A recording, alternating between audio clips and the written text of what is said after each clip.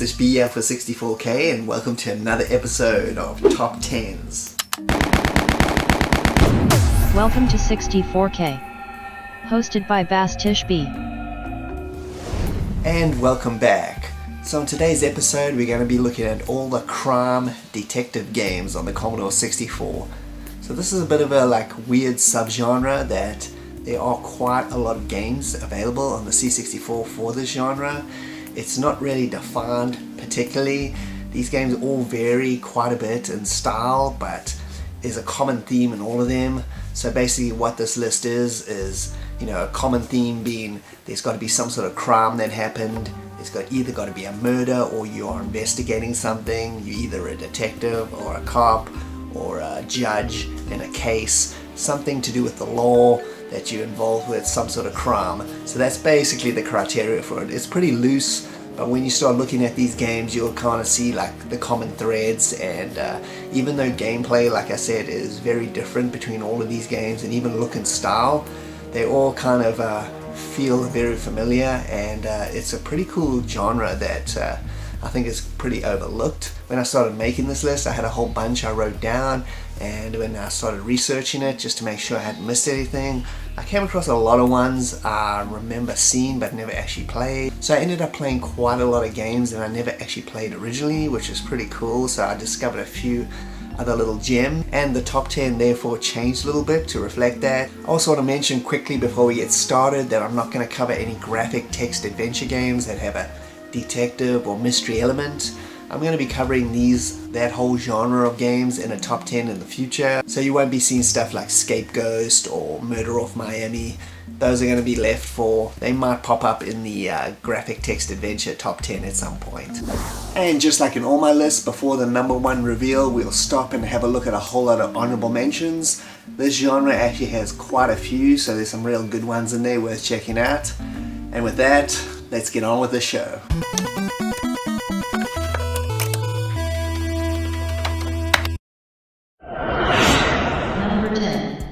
Crime and Punishment was released in 1984 by R-Magic. This game differs from every other one on this list with the fact that you are the judge overseeing a case in court, and you basically have to oversee the sentencing. So no interrogations, investigations, and all the usual things that go with these games. You are simply the last say in the criminal's fate. So in a sense, this is a courtroom simulator. Gameplay wise, this is real simple, and you basically read all the evidence against the prosecuted and weigh up what you feel is a fair sentence. The goal of the game is to get as close as possible to the real judge's verdict in any case, as all the cases are based on actual criminal prosecutions with real results. The more times the judge bangs his gavel at the end, the better. 10 is the max. It'll then show you how close you got to the real verdict and rate your performance. It's actually a very strange game, like nothing I've ever played before, but it's quite addictive weighing up someone's fate and handing out those sentences. As you can see, the graphics are minimalistic, and this game is obviously a direct port of the Apple II version, as seen by the few colors and them being purple and green, which is classic Apple II. But in this case it works just fine. It's more about the information than the visuals. This game almost didn't make the list, but I feel it's got a different angle on this whole genre. It's very easy to play and understand, and I found it to be pretty fun in small doses. So check it out and flex out that brain a bit and determine the fate of some unlucky lawbreaker.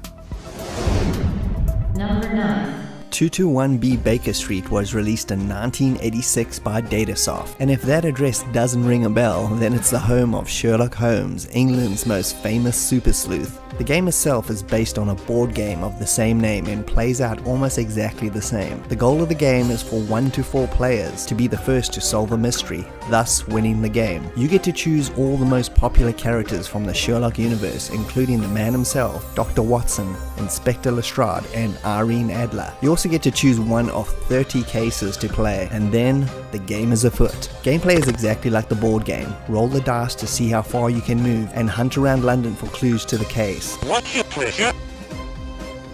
They could be anywhere, in shops, pubs, parks, etc, etc. anywhere literally. So as in any board game, a degree of luck is definitely involved. Once you've gathered enough clues and think you've made sense of the case, you need to head to Scotland Yard and pick up a badge, then off to Baker Street to answer a series of case related questions. If you succeed, you win the game. If not, the case continues. There's also ways of sabotaging your fellow sleuths by locking locations on very revealing clues, forcing them to waste time to try and find a locksmith, and other fun side elements. The biggest note I'll make about this game is that it's really fun in 2-player or more, but by yourself it's super slow and kinda boring. So if you plan on playing it, bear that in mind that it's really a multiplayer game. The graphics are chunky and detailed and I really like them, and there are a ton of speech samples and digitized sound effects, which are a real high quality and a nice touch. The game is also fairly easy to understand and get into, but you will need some instructions for the case descriptions, otherwise the clues simply have no context. But the manual is very easily found on the internet. Overall, a highly recommended whodunit clue inspired game that is definitely one to play with a friend or two for it to really shine. Number 8. LA Crackdown was released in 1988 by Epix. This is probably best described as a surveillance cop simulator. Your goal is to gather evidence against a drug ring that is working out of LA. Once enough info and evidence is gathered against them, it's time for the crackdown. I always enjoyed the entire Epix catalog of games, even though most people only love the early to mid 80s stuff. I always found the late 80s C64 stuff to be particularly interesting, as they seemed to take a lot of risks and made some pretty unique games. This is one of them. You start off by selecting a rookie cop to be your man on the ground. You communicate with him via an earpiece, as you are the dude in the van conducting the whole sting operation. Building evidence against this outfit is done by staking out their warehouse. From here, many things are possible, such as sending in your rookie, obviously late at night when there's no security around, to plant bugs in strategic areas and search the rooms for clues. The clues lead to new locations like a sushi shop and much more, which are all part of the elaborate drug ring. You can also take photos for evidence, interrogate suspects, and even trail them in your van when they leave to find new locations. You're gonna have to also remember to give your rookie rest at the station, or else he'll collapse on the job. And depending on who you choose, they may even give you attitude if you ask them to do illogical things. This is a real slow burn of a game, but something quite unique to try out. It's pretty satisfying when a simple clue leads to something brand new, and I just love it. Computer and Video Games magazine October 1988 issue gave it an 8 out of 10, applauding its unique gameplay system and good simple presentation, which I all agree with. There's almost no other game quite like it on the C64, and I feel it's definitely worth a go. Deja Vu was released in 1987 by Mindscape. It was the first game by Arcom, who would later make classics like Shadowgate and the Sherlock Holmes Consulting Detective series. This game is a detective mystery where you wake up in a strange place with blood on your hands and a gun in your pocket, and absolutely no memory of anything, let alone yourself. The game is a race against time to figure out what happened, why is there a corpse in this building, and of course stay one step ahead of the cops until the mystery is solved. The game has this multi-window interface that was very unique for the time, especially in a C64 game, and it even supports the Commodore 64 mouse, but a joystick still works just fine. Make your way around, searching and covering bits of information at a time is very satisfying, and the interface is very advanced for the time, making the game flow well. As an example, you can just double button press on a door and it opens, and repeat that to walk through, instead of moving up to the open icon and then back down to the door. It's simple modern gaming tropes like that make playing this now such a pleasure. It also has a very film noir vibe, as it's set in 1941 and the writing reflects that style in the best possible way. The graphics are good without being excellent, but you can clearly see the items and interactive elements, so the game never becomes a Sierra pixel hunt. Zap64 February 1988 issue gave it an overall 81% in the adventure section, and this game is also available on modern systems as the 8-bit adventure anthology, with Shadowgate and The Uninvited being included as well. This is just an excellent detective style mystery game, and it's also a great look at the roots of Arcom and their first brilliant release. Number 6. The Detective game, or The Detective as it's sometimes known, came out in 1986 by Argus Press Software, and if you're not familiar with that software house, about a year later they were renamed Grand Slam and did The Hunt for Red October, Thunderbirds and many more. The game is a detective adventure game where you play an inspector from Scotland Yard and you must investigate the death of Angus MacFungus at his castle mansion. You have access to most of the mansion except for a few locked doors which you can find keys for, so it's off with the searching all the rooms for clues as well as questioning all the suspects, including that dodgy butler. Just like Deja Vu, the controls are pretty good for such an old title. It's all joystick driven, but searching is streamlined in a good way by having objects that you can interact with flash quickly, letting you know that you can search it, and it makes checking all the locations way easier and less tedious than some other games. You can also do all the usual actions like examine, manipulate, use, and of course check the time as you have a limit to complete the game. The most important action though is interrogate, which you can any character in the house for more info or suspicious behavior. As the game goes on, more murders will happen, complicating and narrowing down that suspect list, so accusing the suspect before the time runs out is imperative. Zap64 issue number 27 gave the game 78% overall, saying, "A novel approach to the whodunit theme which remains entertaining even though more legwork is required than brainwork." Which is true, most of your time is spent searching for clues, and the game, unlike some others on this list, only has one case, so it's a small, more limited game overall, but the nice bold graphics and atmosphere still make it quite a joy to play, regardless. We interrupt our program to bring you this important message. Are you keeping up with the Commodore? Cause the Commodore is keeping up with you. The world's #1 selling home computer is now in a family pack, the Commodore 64, plus data cassette and joystick, 4 software programs including Introduction to Basic, a teach-yourself program for the whole family. The Commodore 64 Family Pack, a value of $700 for just $499. Are you keeping up with the Commodore? Cause the Commodore is keeping up with you.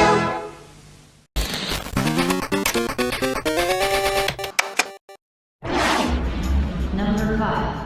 Where in the World is Carmen Sandiago was released by Broderbund in 1986 on the C64. This game is a detective edutainment product where you have to track down thieves from all over the world and retrieve what was stolen, with each case getting you closer to the elusive Carmen Sandiago herself. This has been a long ongoing series for decades at this point and is still being made in one form or another to this day. The C64 got 4 installments in the series, with Where in the World, Where in Time, Where in Europe, and Where in the USA. Gameplay wise, these games are basically identical, just the settings and the people you track down change. The basics of the gameplay require a decent knowledge of geography and history. If you have those, these games are a really fun test of your skills. If not, you may need to hit up the internet. You get an initial clue to a suspect and that'll lead you to a location, and from there you investigate it and get more clues to where the thief went, following the trail until he's apprehended. You'll also get to input any personal information you find out about the thief to make up a profile. Once you have that, you can now issue a warrant for the criminal. You'll slowly start making your way to Carmen herself, the ultimate thief. It was hard picking just one of these because they're all worth playing. It really just comes down to what knowledge you want to put to a test. I like World because it's the original, but also I like the variety and the locations, so that's simply why I chose this particular one. Your Commodore August 1987 issue gave it an 8 out of 10, and even though these games are in a sense edutainment, don't let that put you off. I mean, the Oregon Trail is also in that category, and that game's a blast to play. Good graphics overall, with Europe having the best presentation out of all of them, and fun and easy to understand gameplay make this a true classic all the way.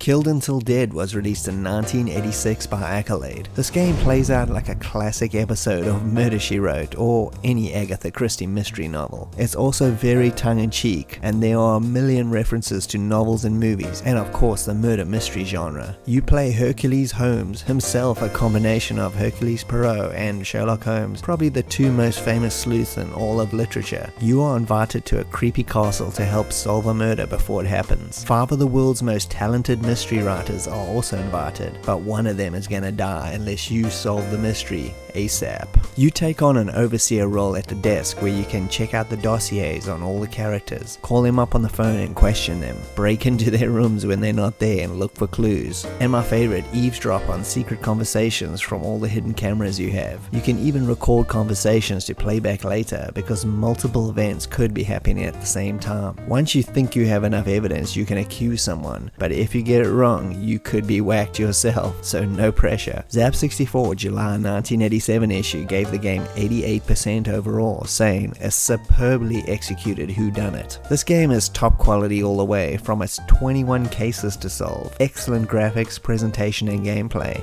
and great music and sound effects. It's just the full package and captures that style and vibe of a classic murder mystery TV series or movie. A fantastic game from Accolade, and if you're interested in more on their C64 stuff, check out my Accolade documentary for more details. Number 3.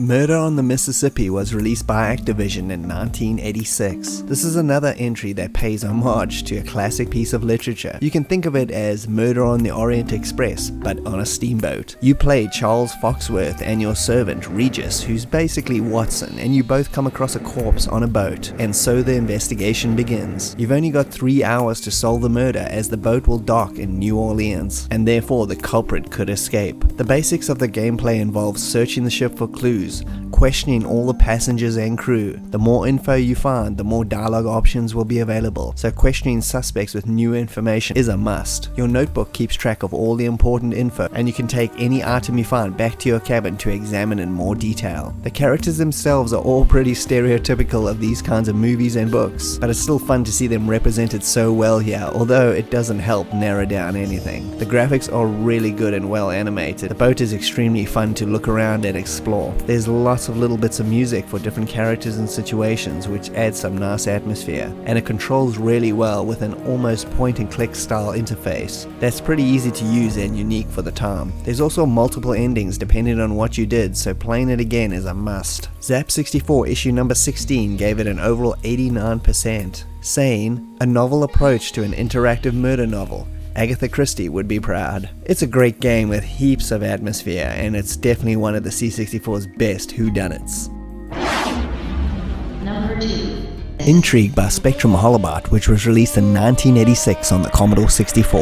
This I feel is a long-forgotten detective mystery game, similar in some respects to the game Deja Vu that came out a year earlier. Spectrum Holobyte are almost solely remembered for their excellent flight simulators, like the Falcon series, so this title is often overlooked in the impressive games library, which is a bit of a shame. The story revolves around you as a detective trying to find your kidnapped brother, and at the same time trying to avert a terrorist attack on Washington, D.C. As you can see from the graphics, taking place in circa 1930-1940s USA, and has an excellent film noir black and white look that is trying to imitate the classic movies of the time like Casablanca and The Maltese Falcon, and it's extremely effective. Gameplay involves lots of investigating and talking to characters, and this is where the story and plot really shine, as the game is random, and anyone could be the culprit, or any situation, or even any random event can occur, which really makes the game fun to play through many times. CinemaWare's King of Chicago had the same kind of gameplay mechanic, and I think it works really effectively. The story can also be as deep or as shallow as you make it. Read the newspaper and files in your brother's office,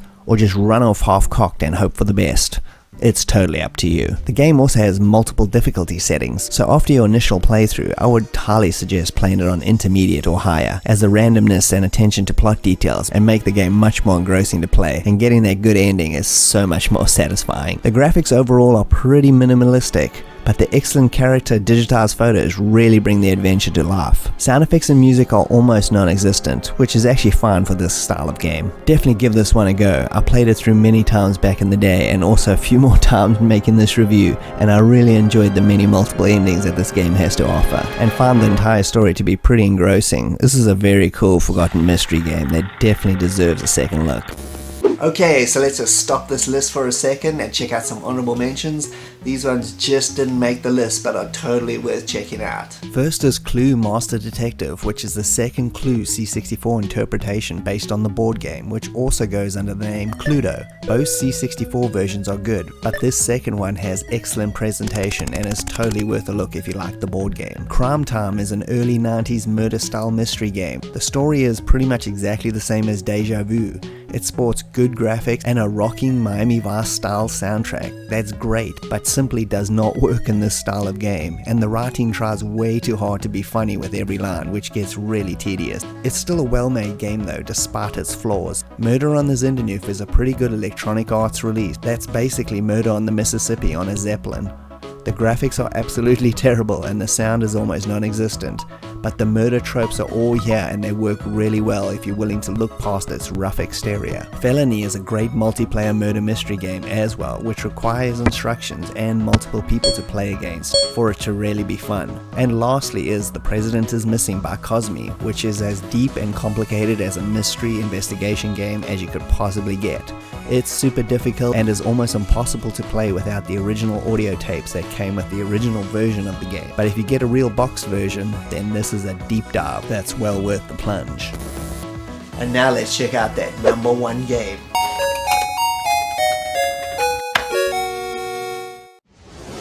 And number 1 is Mean Streets was released by Access Software in 1989. It's the first in a long-running Tex Murphy detective adventure series that moved over exclusively to the PC after this release, with the Kickstarter funded The Tesla Effect being the latest in the series as of making this video. The game was designed by Chris Jones, who not only plays Tex Murphy himself in all the games, but is also a co-founder in Access Software themselves, who made many classic Commodore 64 games like Beachhead 1 and 2, Raid Over Moscow, and of course the Leaderboard Golf series. The story is about a scientist, Dr. Linsky, who commits suicide off the Golden Gate Bridge.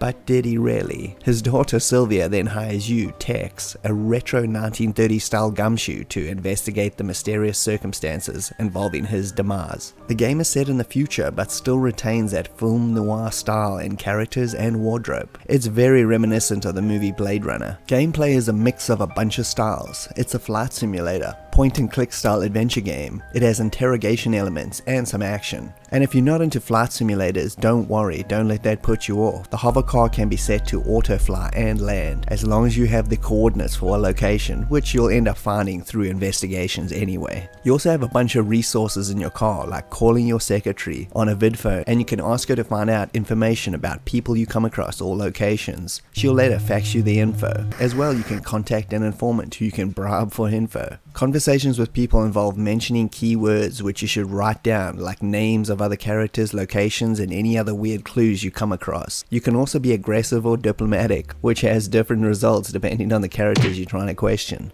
Investigating locations is done really well with a simple to use menu system to examine, manipulate, pick up clues which then lead to new locations and characters. The graphics and style of this game are excellent and really push the C64 in quality. It's amazing they managed to fit the whole PC game in here, which I played many years after finishing this and is also well worth a look, and is pretty cheap on GOG to try out. It has a nice detective style intro tune and some good sound effects that do the job well. You will need a manual to play it for some keyboard options, but it's very easy to find on the internet. Also, a word of note, for whatever reason you have to hold down each key for a few seconds for it to work. Like for example, to activate the navigation coordinates in your car, you press the arrow and hold it down. Then it pops up. Your Commodore Magazine October 1990 issue gave it an overall 72%, basically saying it's not for everyone due to its multiple gameplay styles. But if you enjoy that, then it's definitely for you. This game is such a classic to play on the C64, and I feel not many people did, which is a shame. It's written really well with an excellent story and characters, great graphics and atmosphere, really good simple to use gameplay elements, and the game even has a cool ending which most C64 games don't even bother with. And that's simply why it's my favorite C64 detective adventure game of them all. Okay, so what do I think of the crime detective genre on the C64? Well, it's pretty diverse. There's no real set pattern to any of these games. They all have the common theme obviously, but they all vary a little bit in style and context, and I think that's really cool. I wish all genres would do that. It's a little bit loose, so you got a lot of different styles of gameplay here, which I really like, and there's a lot of really good ones. As you can see by the honorable mentions I just shown, you know, there's a lot of other great ones that aren't even on this list. Even this one, for example, it's called Murder. This is probably the first one I ever played on my C64. I think this game came out at about 1983 or so. I played this at a friend's house. It's a pretty good game. It's worth checking out as well. It kind of plays like Clue or Cluedo. So there are a lot of games of this type on the C64 to check out. And like I mentioned in the top 10 list, there are a few of these that I definitely need instructions. I've left links in the description to 2 websites that have whole listings of Commodore 64 manuals, so you can go through there and find some of these games, like 221B Baker Street. That's got the instructions there that sets up the cases. You need that for that game, but besides that, the game is pretty easy to play. And there's a few others on this list, so I hope that helps and makes some of these games a lot easier to get into. So this genre is obviously a much slower pace, so if you're not into this style of game, then these are definitely not going to be for you. If you like arcade action games, this is a no-go, but I implore you to give them a chance. They are very cool. It's like playing out your own murder mystery, and it's a lot of fun. And thanks for joining me, Bastish B at 64K. I hope you had a good time. If you can like and subscribe, that'll be greatly appreciated, and I'll see you next time. Cheers.